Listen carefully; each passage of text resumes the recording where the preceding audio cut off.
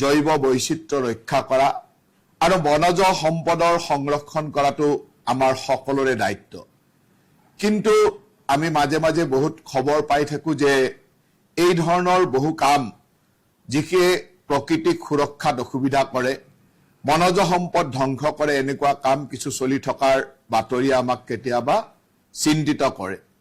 বন বিভাগৰ দায়িত্ব লোৱাৰ পিছত মই ভাবো যে বন বিভাগৰ মন্ত্ৰী হিচাপে এয়া মোৰ এক দায়িত্ব আৰু সেই কাৰণে যোৱাকালি আমি আমাৰ মাননীয় মুখ্যমন্ত্ৰী ডক্টৰ হিমন্ত বিশ্ব শৰ্মা ডাঙৰীয়াৰ নিৰ্দেশক্ৰমে এটা খুব কঠোৰভাৱে আমাৰ বিভাগটোক আমি নিৰ্দেশনা দিছো যাতে বিভাগে আমাৰ অসমৰ সকলো ঠাইতে থকা অবৈধ কাঠৰ মিলবিলাক অতি শীঘ্ৰে বন্ধ কৰিব লাগে।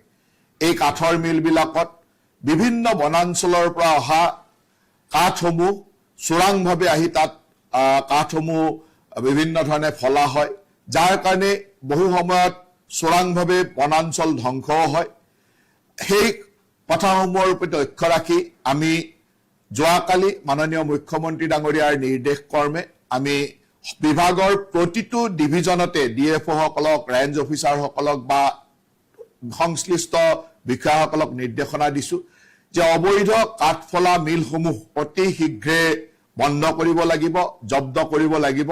যোৱাকালিৰ পৰা আমাৰ এই অভিযান চলি আছে আৰু মই আশা ৰাখিছো যে আমাৰ বিভাগৰ বিষয়া কৰ্মচাৰীসকলে গাঁৱে গাঁৱে প্ৰতিটো অঞ্চললৈকে গৈ, বিশেষকৈ যিবিলাক ভিতৰুৱা অঞ্চলত এনেকুৱা অবৈধ কাঠফলা মিল চলি আছে, এই অবৈধ কাঠফলা মিলসমূহ জব্দ কৰি অনাটো আৰু তাৰ লগত যিখিনি কাঠৰ সংগ্ৰহ তাত পোৱা যায়, এই কাঠসমূহ বৈধ হয় নে নহয় এইসমূহ চোৱাটো দৰকাৰ।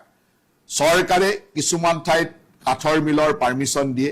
এই কাঠৰ মিলৰ পাৰ্মিশন দিওঁতে যি পাৰ্মিশন দিয়া আছে, যিমান সাইজৰ বা যি ব্যৱস্থাৰ কাঠৰ মিলৰ পাৰ্মিশন দিয়া আছে, তাতকে যাতে বেলেগ কোনেও লগোৱা নাই সেই কথাবিলাকক বৈধ কাঠৰ মিলবিলাকত লক্ষ্য কৰিব লাগে। বৈধ কাঠৰ মিলত যিসমূহ কাঠ আহে সেই কাঠসমূহৰ প্ৰপাৰ টিপি লৈ আহিছে নে নাই, প্ৰপাৰ জিএছটি দি আহিছে নে নাই, এই কথাবিলাকো চাব লাগে। আৰু যিসমূহ অবৈধ কাঠৰ মিল অসমৰ য'ত ত'ত গঢ়ি উঠিছে, কাঠফুলাৰ দৰে বিভিন্ন ভিতৰুৱা অঞ্চলত অবৈধ কাঠৰ মিল গঢ়ি উঠিছে, সেই কাঠৰ মিলবিলাক অতি শীঘ্ৰে বন্ধ কৰি জব্দ কৰি আনিব লাগে। আৰু এইবাৰ আমি এটা নিৰ্দেশনা দিছো, যি অঞ্চলতে বিভাগীয় আমাৰ বিষয়াসকলে এই মিল জব্দ কৰি নানিব, তাৰ পিছত যদি সেই অঞ্চলত মিল আমাৰ দৃষ্টিগোচৰ হয়, তেতিয়াহ'লে সেই বিষয়াজন বা সেই অঞ্চলৰ সংশ্লিষ্ট বিষয়াজন তাৰ কাৰণে দোষাযুক্ত হ'ব আৰু তেওঁৰ ওপৰত আমি বিভাগীয়ভাৱে ব্যৱস্থা ল'ম। আমি সকলো বিভাগীয় ডিএফঅ, ৰেঞ্জ অফিচাৰসকলক নিৰ্দেশনা দিছো যে আপোনালোকে আপোনালোকৰ অঞ্চলত থকা অবৈধ কাঠফলা মিলসমূহ অতি শীঘ্ৰে বন্ধ কৰক আৰু আপোনালোকে নিজে সেই অঞ্চলসমূহলৈকে গৈ অবৈধ কাঠফলা মিলবিলাক চিজ কৰি লৈ আহক। তাত থকা অবৈধ কাঠসমূহ চিজ কৰি আনি তাৰ সম্পূৰ্ণ ফটোগ্ৰাফ, তাৰ জিঅ' টেগিং ফটোগ্ৰাফ আমালৈ পঠাই থাকক। ইতিমধ্যে বহুখিনি ফটো আহিছে আৰু প্ৰতিটো দিনেই কিমান কাঠফলা মিল আপুনি বন্ধ কৰিছে, প্ৰতিজন বিষয়াই, ৰেঞ্জ অফিচাৰ আৰু ডিএফঅই বন্ধ কৰিছে, ৰেঞ্জ ৱাইজ, ডিভিজন ৱাইজ তথ্য আমাক দি থাকিব লাগিব আৰু 100% অবৈধ কাঠফলা মিল বন্ধ হ'ব লাগিব।